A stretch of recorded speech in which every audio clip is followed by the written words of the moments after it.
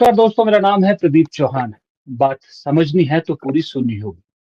आप देख सकते हैं मेरे साथ स्क्रीन पे इस वक्त भारत के वरिष्ठतम पत्रकारों में से एक डॉक्टर राकेश पाठक हमारे साथ जुड़े हुए हैं।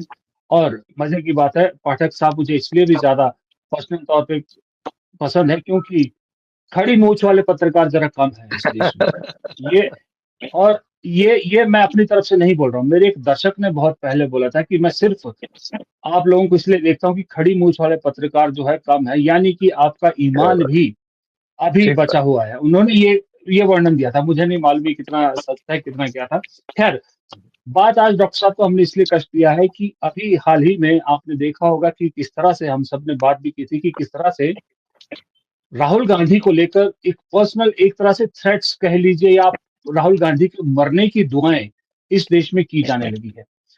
और ये पहली बार नहीं हुआ था। जब जब किसी दुर्घटना पे राहुल गांधी ट्वीट करते हैं तो उन्हें उसी तरह के कमेंट मिलते हैं। लेकिन इस देश का दुर्भाग्य ये है कि गृह मंत्री और प्रधानमंत्री के खिलाफ या सिस्टम के खिलाफ, इनफैक्ट सॉरी, वो जो हमारे एक थोड़े दिन पहले आपको मालूम है एक प्रोफेसर अरेस्ट भी हुए थे, सिर्फ सवाल पूछने पे अरेस्ट हो जाते हैं। लेकिन यहाँ लीडर ऑफ ऑपोजिशन को, एक पार्टी के इतने बड़े नेता को इतनी सारी चीजें लिखी जाती है कि कोई संज्ञान उसका नहीं लिया जाता। दुख की बात यह है कि उस पे कांग्रेस भी संज्ञान नहीं लेती, कांग्रेस का लीगल सेल भी कोई कड़ा कदम नहीं उठाता है। इसी पे बात करने के लिए डॉक्टर साहब को हमने जोड़ा था। डॉक्टर साहब, आपका बहुत बहुत स्वागत है और बहुत बहुत शुक्रिया आपका समय देने के लिए। डॉक्टर साहब, आप तो इतने लंबे समय से इस देश की राजनीति को देख रहे हैं। संघ और कांग्रेस दोनों की जड़ों को आप बहुत अच्छी तरह से जानते हैं, दोनों की नब्ज आप पहचानते हैं। मैं एक जेनरिक सा सवाल सबसे पहले पूछना चाहूंगा कि ये जो राजनीति अभी हो रही है, जो पर्सनल अटैक जिस तरह से हो रहे हैं, कभी आपने सोचा था आपके पत्रकारिता जीवन में एक दिन ऐसा भी आएगा कि इस लेवल की चीजें देखनी पड़ेगी? धन्यवाद प्रदीप जी। हमने कभी नहीं सोचा था। हमें 3.5 दशक से ज्यादा हो चुके हैं पत्रकारिता में, 36-37 साल होने वाले हैं। हमने तमाम सारे राजनेताओं को देखा, पीवी नरसिंह राव का दौर देखा, राजीव गांधी का दौर देखा, अटल बिहारी वाजपेयी को भी देखा, और उसके बाद पिछले 10 साल से नरेंद्र मोदी को देख रहे हैं हम लोग। भारत की राजनीति में किसी ने कल्पना नहीं की थी कि राजनीति का विमर्श इतने निचले स्तर पर चला जाएगा कि जहां नेता प्रतिपक्ष के मरने की कामना की जाने लगे। उन्हें तमाम सारे तरह के नामों के साथ बुलाया जा रहा है पिछले कई सालों से। जब से वे सक्रिय राजनीति में आए हैं, तो जो सत्ताधारी दल है या उसका समर्थक जो विचार परिवार है, उसका जो पितृ संगठन है, उसका आईटी सेल, उसकी व्हाट्सएप यूनिवर्सिटी, बहुत अपमानजनक नामों के साथ नेता प्रतिपक्ष राहुल गांधी को संबोधित करते रहे। मैं एक प्रतिप्रश्न करना चाहता हूं। क्या इस देश में, आपसे नहीं कर रहा हूं, पूरे देश से कर रहा हूं, क्या इस देश में इससे पहले कभी, जब अटल बिहारी वाजपेयी, लाल कृष्ण आडवाणी वर्षों वर्षों चुनाव हार रहे थे, 2 सीटों पर आकर ठहर गए थे लोकसभा में, वे खुद भी नहीं पहुंचे थे दोनों लोग, न लाल कृष्ण आडवाणी न अटल बिहारी वाजपेयी। बहुत से लोगों को ये गलत फहमी है कि जब 2 बचे थे तो ये दोनों थे। ये दोनों नहीं थे। एक दक्षिण भारत से थे और एक शायद गुजरात से थे, 2 सांसद। क्या तब किसी ने अटल बिहारी वाजपेयी को पप्पू कहा था? आजाद भारत में 50 सालों तक, 55 सालों तक जो भी विपक्ष था, पहले जनसंघ, फिर जनता पार्टी, 2.5 साल में 2.5 साल जनता पार्टी सरकार में रही, फिर बाहर हो गई, फिर हारती रही। तो क्या इस आधी सदी से ज्यादा के वक्फे में, कार्यकाल में, अटल बिहारी वाजपेयी को या लाल कृष्ण आडवाणी को या तत्कालीन विपक्ष के जो भी नेता रहे होंगे, क्या किसी ने इस तरह के अपमानजनक शब्दों के साथ बुलाया था कि ये तो पिछले 50 साल से चुनाव हार रहे? नहीं, ऐसा कभी नहीं हुआ। क्योंकि तब जो सत्ता में पार्टी थी, कांग्रेस पार्टी, उसका राजनीति का स्तर ये नहीं था। उसका तो और दूसरा स्तर था। उस वक्त तो पंडित जवाहरलाल नेहरू 36-37 साल के अटल बिहारी वाजपेयी की मांग पर चीन युद्ध के समय विशेष सत्र बुलाते हैं सदन, संसद का। और जब विपक्ष कहता है कि नहीं, चलिए इन कैमरा बंद सत्र बुला लीजिए, जनता को नहीं मालूम पड़ेगा, तो पंडित नेहरू कहते नहीं, ये लोकतंत्र है, आप मेरी जितनी भी आलोचना करेंगे, सरकार की आलोचना करेंगे, वो खुला सत्र होगा, पूरे देश को मालूम होना चाहिए। और अब तो ये सरकार सत्र भी बुलाने को तैयार है। हम विषय पर लौट रहे हैं। राहुल गांधी के साथ जो कुछ हो रहा है वो इसलिए हो रहा है कि सत्ताधारी पार्टी, नरेंद्र मोदी, अमित शाह, राष्ट्रीय स्वयंसेवक संघ, इन सबको लगता है कि अगर कोई चुनौती है तो अकेला एक आदमी है, राहुल गांधी, जो खुद कहता है कि डरो मत और इनसे डरता नहीं। क्या क्या नहीं हो रहा है। गालियां तो बहुत छोटी चीज है प्रदीप जी। राहुल गांधी की संसद की सदस्यता समाप्त कर दी गई, घर खाली करवा लिया गया, 22 मुकदमे चल रहे हैं, सजा करा के सदस्यता उनकी छीन ली गई थी, फिर तैयारी चल रही है। उससे भी बड़ी बात, राहुल गांधी की नागरिकता पर सवाल किया जा रहा है कि वो भारतीय नहीं है, ब्रिटिश नागरिक है। एक राजनेता अपने खिलाफ चल रही इतनी सारी गतिविधियों, साजिशों, प्रतिकूलताओं के बावजूद अपना धैर्य नहीं खो रहा। वो अपनी तरफ से कोई ऐसा शब्द नहीं बोलते। नरेंद्र सरेंडर जरूर उन्होंने बोला है और वो एक तरह से मुहावरा है, वो भी कोई गाली नहीं है। तो ये बहुत खतरनाक स्तर है भारत की राजनीति का, जहां पर नेता प्रतिपक्ष को सोशल मीडिया पर खुलेआम ये कहा जा रहा है कि तू भी मर जाता। और प्रदीप जी, वो जी। जिस व्यक्ति ने लिखा है उसने पहली बार नहीं किया था। वो उससे पहले 4 जून को जब बेंगलुरु में भगदड़ हुई आईपीएल के जश्न में, तब भी उसने लिखा था तू भी मर जाता इस स्टैम्पेड में। और फिर अब विमान दुर्घटना में उसने लिख दिया कि तू भी बोर्ड कर जाता इसमें, और कोई कानूनी कार्रवाई नहीं थी। अब हम्म। आपके उस सवाल पर जरूर आऊंगा, आप पहले अपना प्रश्न पूछ लीजिए कि कांग्रेस नहीं कुछ नहीं क्यों नहीं, नहीं प्लीज करती उससे। प्लीज। नहीं, हाँ, मैं चलिए तो मैं ये उस सवाल पे आऊंगा डॉक्टर साहब। मैं ये पूछना चाहूंगा कि अभी जैसा आपने कहा कि राहुल गांधी के खिलाफ अब पर्सनल अटैक से आगे बढ़ के मरने की दुआएं होने लगी है। डॉक्टर साहब, क्या इसकी वजह क्या लगती है आपको? क्या मो, जो मोदी जी है या बीजेपी का घटता ग्राफ है, या जो राहुल गांधी जिस तरह से मजाक मुद्दे उठा रहे हैं, इनफैक्ट अब जो सरेंडर नरेंद्र वाला जो नारा दिया है, जैसे मोहब्बत नफरत के बाजार में मोहब्बत की दुकान खोलूंगा, वो जैसे चिपका था, और या कर्नाटक में वो चिपका था, वो 40% सरकार। क्या वो ये डर सता रहा है कि ये नरेंद्र सरेंडर वाला चिपक गया है, राहुल गांधी अब इस तरह की चीजें उठा रहे हैं, इसलिए फ्रस्ट्रेशन ज्यादा दिख रही है इन लोगों में? निश्चित तौर पर प्रदीप जी, नरेंद्र मोदी अपने पूरे सार्वजनिक जीवन, राजनीतिक जीवन के सबसे ज्यादा ढलान वाले समय में उतार पर है। उनकी जो इमेज बनाई गई थी, larger than life, mighty Himalayan man, वो एक उनकी लेजर इमेज बनाई गई थी 2014 के लोकसभा चुनाव से पहले। वे बड़ौदा में एक मंच से भाषण देते थे, 200 शहरों में वे मंच पर नमूदार होते थे। लेजर इमेज उनकी दिखाई दी। अजय हैं, अपराजय हैं, महामानव हैं, नॉन बायोलॉजिकल हैं। उन्होंने खुद भी कह दिया था वे नॉन बायोलॉजिकल। लेकिन अब क्या हो रहा है पिछले एक आध साल से, खास तौर से राहुल गांधी जिस मुद्दे को उठाते हैं, नरेंद्र मोदी को अंततः उस मुद्दे को मानना पड़ता है, चाहे कोई भी विषय हो। सिर्फ ताजा विषय जान लीजिए, जातिगत जनगणना का।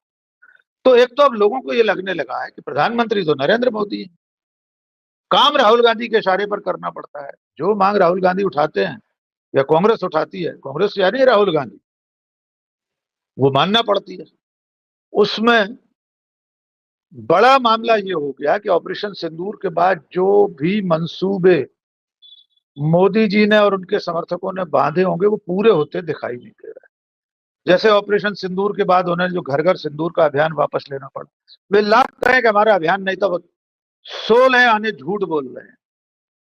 उनके प्रवक्ता तो टीवी डिबेट में 3 दिन तक कह रहे थे कि हमारे कार्यकर्ता मंत्री तक जाएंगे माताओं बहनों को सिंदूर देने। जब लगा कि इसकी प्रतिक्रिया उलट हो रही है, ये बूमरैंग कर जाएगा, महिलाएं लठ लेकर खड़ी थी, आओ तो सिंदूर देने, हम अपने पति के सिवा किसी के हाथ का सिंदूर नहीं लेंगे। और अंत में 100 सुनार की एक लोहार की चोट की ममता बनर्जी ने। उन्होंने पूछ लिया, मोदी जी पूरे देश की महिलाओं के पति हैं, अपनी पत्नी को सिंदूर जाकर क्यों नहीं देते? और अंत में बीजेपी को विड्रॉ करना पड़ा। अंतरराष्ट्रीय स्तर पर लगातार अकेले पड़ रहे हैं मोदी। यही बौखलाहट है कि अब जो निकटतम प्रतिद्वंदी, जो विकल्प बनता हुआ दिखाई दे रहा राजनेता है, किसी तरह से उसकी फिर से चरित्र हत्या का अभियान तेज किया जाए। उसमें वो ईडी का केस भी आ जाएगा, नेशनल हेरल्ड का, उस नागरिकता का मामला भी आ जाएगा, और सावरकर को लेकर जो मुकदमे चल रहे हैं, किसी भी तरह से राहुल गांधी को प्रताड़ित करना, किसी तरह से उनकी संसद की सदस्यता को समाप्त करवाना, इसकी कोशिशें चल रही। एक चीज और इसमें जोड़िए, अब राहुल गांधी 2024 से पहले वाले राहुल गांधी नहीं। राहुल गांधी अब वो राहुल गांधी भी नहीं है जो पहली भारत जोड़ो यात्रा से पहले थे। 2 यात्राएं करके, हजारों किलोमीटर पैदल चल के राहुल गांधी ने अपनी इमेज स्थापित कर ली है। और उसमें एक महत्वपूर्ण बिंदु है, बीजेपी को 400 पार का नारा लगाने वाली बीजेपी को, मोदी को 240 पर रोक लेना। इसलिए मुझे लग रहा है कि यह अभियान अभी और तेज होगा प्रदीप जी, ये रुकने वाला नहीं है। और इसको मोदी, शाह, आरएसएस सबका संरक्षण मिला हुआ है। जी जी डॉक्टर साहब, क्योंकि इसी को मैं अब जो अभी आपने लास्ट में बोला इस पे आऊंगा, लेकिन इससे पहले जोड़ना जरूरी है कि माननीय सत्ता पक्ष से जैसे आपने कहा संरक्षण प्राप्त है, इधर मैं देख रहा हूँ कि कांग्रेस की तरफ से भी पब्लिक जो है वो, या कांग्रेस समर्थक सोशल मीडिया पे कहते हैं कि इन पर केस होना चाहिए, इन पे केस होना चाहिए, इन पे केस होना चाहिए। लेकिन कांग्रेस का इतना बड़ा लीगल सेल है, वो कोई कार्रवाई नहीं करता, कोई किसी तरह के कुछ नहीं करता। तो इस चीज को देखते हुए अब आपको ये नहीं लगता कि अगर सरकार भी कोई कार्रवाई नहीं कर रही, संरक्षण दे रही है, कांग्रेस भी कोई कार्रवाई नहीं कर रही, अल्टीमेटली उस आदमी की जान को खतरा नहीं एकदम से हो जाए? क्योंकि ऐसे तो लोगों की वो बढ़ जाएगी कि अब जब कुछ कार्रवाई नहीं होती तो और बड़े और चौड़े होके करेंगे वो तो। देखिए, निश्चित तौर पर इस वक्त अगर किसी की जिंदगी पर सबसे ज्यादा खतरा है तो वो राहुल गांधी है। स्वाभाविक तौर पर भारत का प्रधानमंत्री सबसे ज्यादा सुरक्षा का हकदार होता है, ब्लू बुक के हिसाब से भी उन्हें सबसे ज्यादा सिक्योरिटी मिलती है, और हमेशा भारत के प्रधानमंत्री को खतरा रहता ही है। हम 2 प्रधानमंत्रियों को खो चुके हैं, लेकिन इसके बावजूद अब नरेंद्र मोदी को ऐसा खतरा नहीं है कि कांग्रेस के समर्थक या राहुल गांधी के समर्थक उन्हें मारने की धमकी देते हो, उनके मर जाने की कामना करते हो। ये तो राहुल गांधी के साथ हो रहा है। अब आपके उस मूल सवाल पर आते हैं कि कांग्रेस क्या कर रही है, कांग्रेस कुछ करती क्यों नहीं। प्रदीप जी, मेरा एक हैशटैग है, कई बार मैं सोशल मीडिया पर, फेसबुक, ट्विटर पर लगाता हूँ, वीडियो बनाता हूँ, ऐसी कांग्रेस का भगवान भला करे। कैसी कांग्रेस? ऐसी कांग्रेस जो अपने सर्वोच्च नेता के सम्मान की रक्षा के लिए नहीं लड़ती। अभी की बात छोड़ दीजिए, मैं बहुत बड़े स्तर की एक घटना और उदाहरण आपके सामने रखता हूं।